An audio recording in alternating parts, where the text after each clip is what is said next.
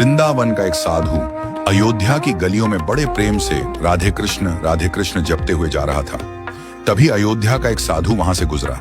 उसने यह सुनते ही कहा, अरे भाई, जपना ही है तो सीताराम जपो, ये टेढ़े का नाम क्यों जपते हो? वृंदावन वाला साधु यह सुनकर भड़क गया और बोला, जरा जुबान संभाल कर बात करो। हमारी जबान पान खिलाती है तो लात भी खिलाती है। मेरे इष्ट को टेढ़ा कैसे कह दिया? अयोध्या वाला साधु बोला, इसमें गलत क्या है? तुम्हारे कन्हैया का नाम ही टेढ़ा, कृष्ण उनका धाम टेढ़ा, वृंदावन।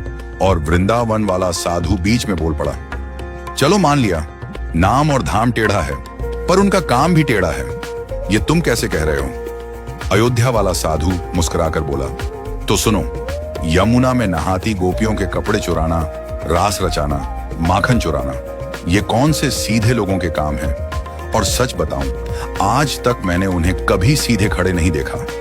यह सुनकर वृंदावन के साधु को बड़ी बेइज्जती महसूस हुई। वह सीधा बिहारी जी के मंदिर पहुंचा, अपना डंडा और डोरियां पटक कर बोला, इतने सालों तक खूब उल्लू बनाया लाला तुमने, ये लो अपनी लखुटी कमरियां और सोटी भी। अब हम तो चले अयोध्या, राम जी की शरण में।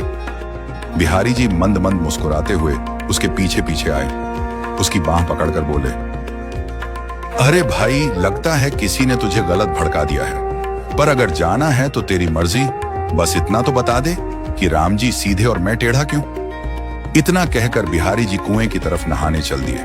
वृंदावन वाला साधु गुस्से में बोला, नाम टेढ़ा कृष्ण, धाम टेढ़ा वृंदावन, काम सारे टेढ़े।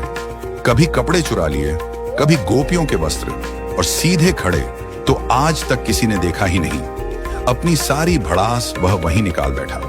बिहारी जी मुस्कुराते रहे और चुपके से अपनी बाल्टी कुएं में गिरा दी। फिर बोले, अच्छा तू जा, लेकिन जरा मदद तो कर, सरिया ला कर दे ताकि मैं अपनी बाल्टी निकाल लूं। साधु सरिया ले आया। श्री कृष्ण ने उससे बाल्टी निकालने की कोशिश की, पर सफल न हो सके। साधु हंसकर बोला, अरे इतनी अकड़ नहीं है क्या? सीधे सरिये से भला बाल्टी कैसे निकलेगी? जरा सरिये को टेढ़ा कर फिर देख, एक बार में बाल्टी निकल आएगी। बिहारी जी मुस्कुराकर बोले, देखा, जब सीधेपन से एक छोटे से कुएं से एक छोटी सी बाल्टी नहीं निकल पा रही, तो सोच, इतने बड़े भवसागर से तुम्हें कैसे पार लगाऊंगा? आज का इंसान तो पापों के इस गहरे सागर में डूबा है, और उसे निकाल पाना मेरे जैसे टेढ़े के ही बस की बात है। यह सुनकर साधु की आंखें भर आईं। उसके भीतर का भ्रम टूट गया।